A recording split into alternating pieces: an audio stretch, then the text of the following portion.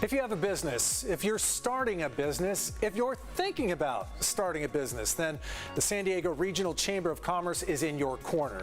Joining us on the floor today and every Monday is Stephanie Benvenuto, the Vice President of Public Affairs for the Chamber, to talk about big issues facing local businesses. Thanks for joining us, Stephanie. Glad to be here. All right, on this Monday, healthcare is always a big issue for business owners. State legislature is looking at going to a single payer system. That's going to have a massive impact on businesses. Absolutely. Massive impact and massive cost, I think, is probably more the front runner issue here. So healthcare is obviously front of mind right now. I think that COVID has shown us a lot of vulnerabilities in our system, and so single payer has naturally popped back up. This universal healthcare idea for the state of California comes up pretty frequently. This time it came with another bill that's going to help pay for it, ACA 11. So CalCare, as it's known, is going to cost about $400 billion. And the tax idea right now is that they're going to levy a tax on businesses that make $2 million a year or more, or have 50 employees, and then on individuals making $150,000 a year. And that should generate together about $163 billion to cover some of that cost. Now, how this gets implemented is one thing, but I think right now, one of the things that a coalition that includes the Cal Chamber and other business organizations are focused on is that this is a huge cost to businesses that are currently absorbing a ton of regulations, ton of additional costs, and aren't really sure if we buy into the idea that single payer is in fact the best way forward. So keep your eyes peeled for that. If it passes, it's going to go ahead and be in front of the voters in 2022. So we'll see how they feel. Yeah, I mean, it's so complicated because we're not only talking about starting a new system. It's a system that would scrap other systems in place with so many different regulation hurdles. I have a hard time wrapping my head around it right now. So we'll have you keep your eyes on that for the local business community.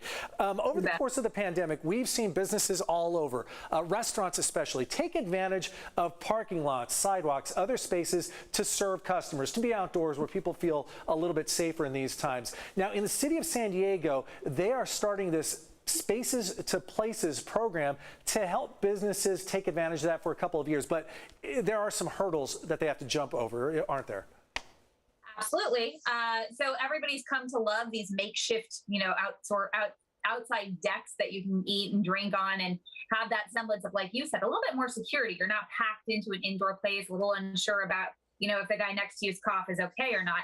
But Spaces as Places is going to allow for 2-year permits for those outdoor dining sort of setups, which is really cool. There are some rules around it, though.